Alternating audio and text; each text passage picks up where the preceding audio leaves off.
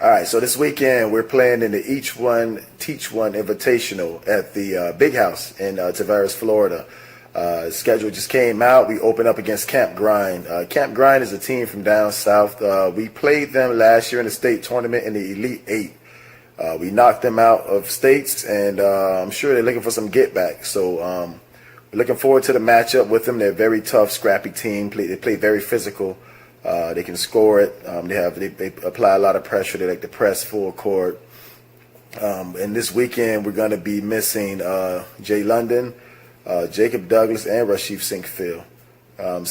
But I still expect to win. I still expect the boys to come out and fight and battle hard. Some tough teams in this tournament. So we'll see what they do, man. Let's go.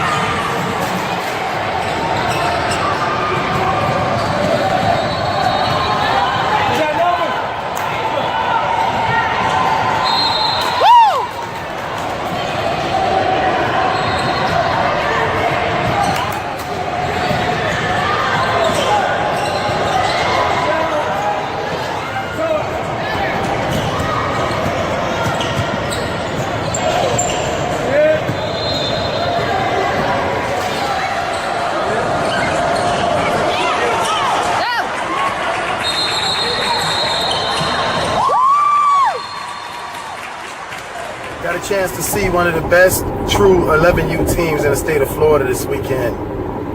Bachman Elite. They played on the court right next to us in our first game at the Big House.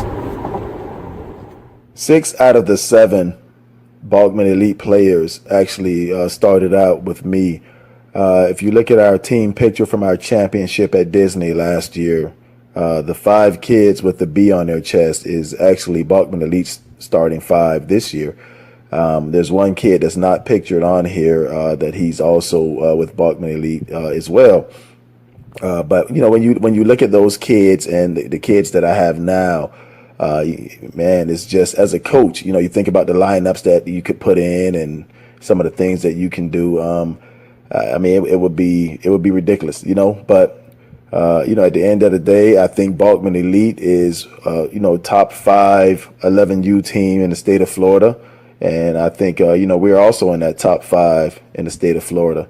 If we were all still together, we would clearly be the number 1 true 11U team, I think, in the nation.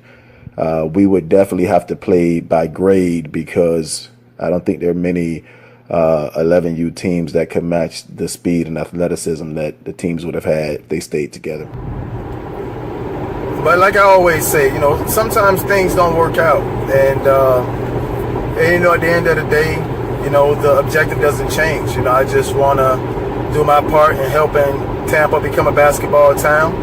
And I think the future in Tampa becoming a basketball town relies on Skills Center Elite and the Bachman Elite class of 2025 team.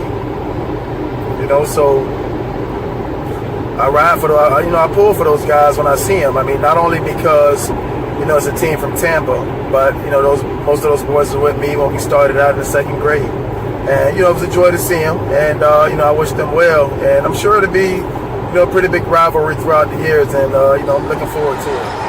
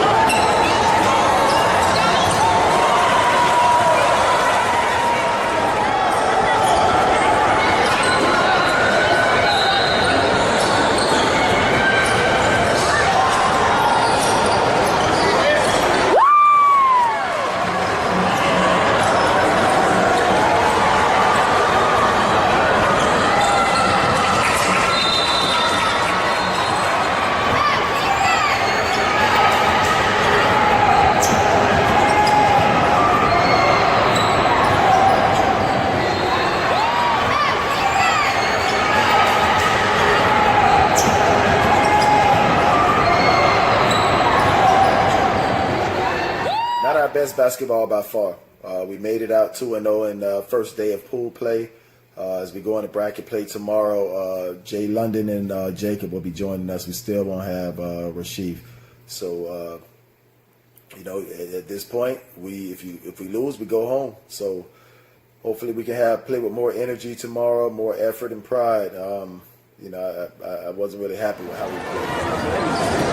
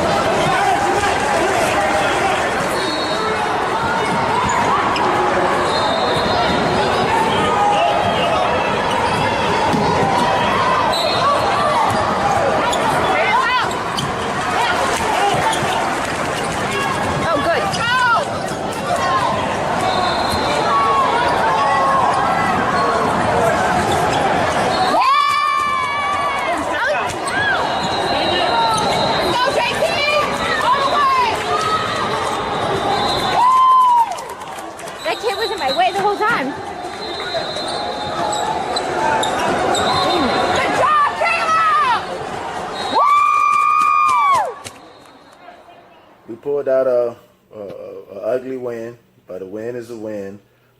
As you can see a little bit, the officials were horrible. Kids with their hands straight up, they calling fouls. Clearly the kid stepped out of bounds on one of those last plays, and he didn't call anything right in front of the ref. I mean, it was obvious that the kid stepped out, but hey, we got a basket out of it, so hey, I'll take it. But look, man, I'm telling you, man, 80-90% of these refs around here are a joke. It's bad, but it comes with the territory. So what can you do? I gotta, just make sure the boys just keep playing and just play through it. It is what it is. But so 3-0. Next up, we have Rainy Elite, really good team, man. We hadn't played them, but I've been watching their scores. They've been beating some teams, and I did watch a little bit of their game earlier. They're big, they're fast, they can shoot it, they get after it. It's gonna be a battle, man.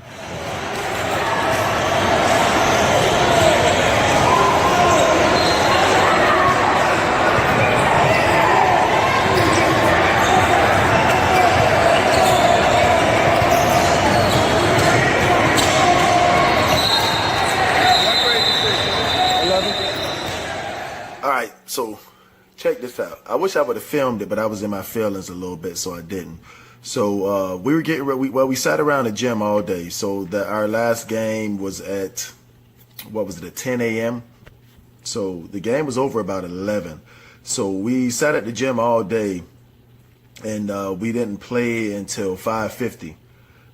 So we killed time, watched our big brother play, watched some other teams play. And so, it's 5:50. So it's time for us to get on the court. The game just ended. I think it went over a little bit. It was about 6:15 or so. So we're getting ready to play. The boys are getting on the court warming up. So I see some older boys, kind of deboing the court a little bit. So, I run over there and was like, hey, y'all get off the court. We about to play, because we were on court 6.